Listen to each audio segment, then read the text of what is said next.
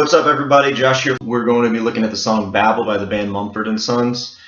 So the first thing we need to talk about with this tune is the tuning. There are some videos out there keeping it in standard tuning, using a capo, so on and so forth.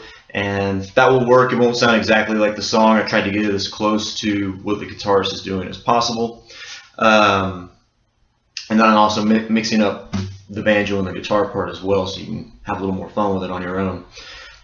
So let's talk about the tuning. This is an open D major tuning, so our string 6 is going to be tuned down a whole step to D.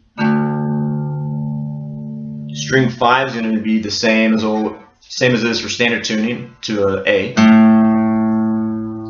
And the 4th string is tuned to D, normal. 3rd string is tuned down a half step to F sharp. 2nd string is tuned down a whole step to A, and your 1st string is the same as the 6th string, tuned down a whole step to D. So all 6 strings open, make a D major chord. So obviously that's going to change our chord shapes that we're using, but these open tunings give us the ability to use some more open strings, and they're kind of like a pedal over all these chords, whether they're within the chord or not, and it sounds cool. So let's talk about the chord shapes. The chords we're going to be using in the song are B minor, G major, D major, and A major. And there's another chord in the bridge. I believe there's an F sharp minor in there, F sharp minor and an E minor.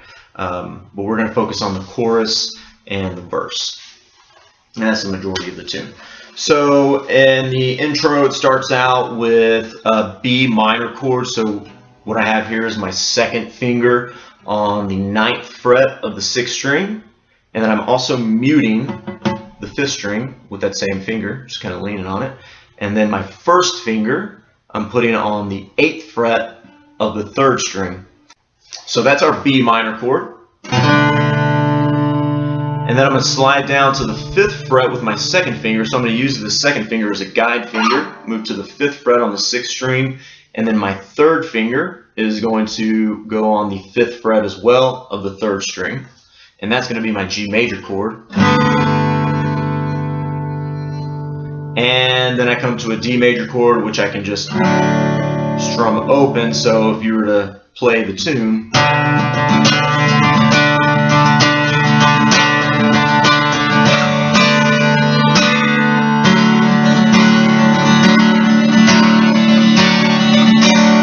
and if you want to learn that riff, we can talk about that in a lesson. So the chords in the verse are just B minor. If you need to review where my fingers are there and what I'm playing, just go back in the video. And then a G major. Both my fingers, 2 and 3, are on the 5th fret of the 6th and 3rd string. And then D major, open. Okay, and then we get to the chorus. It starts on a G major chord. So same as before, and then we slide this exact same shape up 1 whole step to the 7th fret. So same thing on the 7th fret, that's an A major chord. And then we get back to the B minor chord, and I'm going to grab that the same way I have in the past. And then we come up to the 12th fret, same shape as for the A major and G major chords, and that's a D major. And then we're going to repeat that. And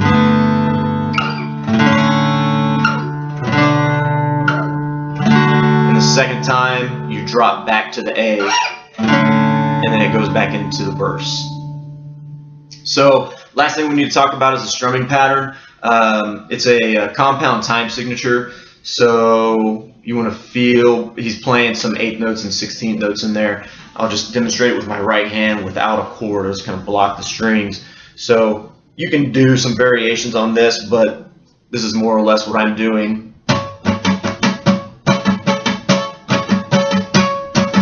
Or we can eliminate one of those strums, and then you speed that up. Or the first one we did. So put that on the chord.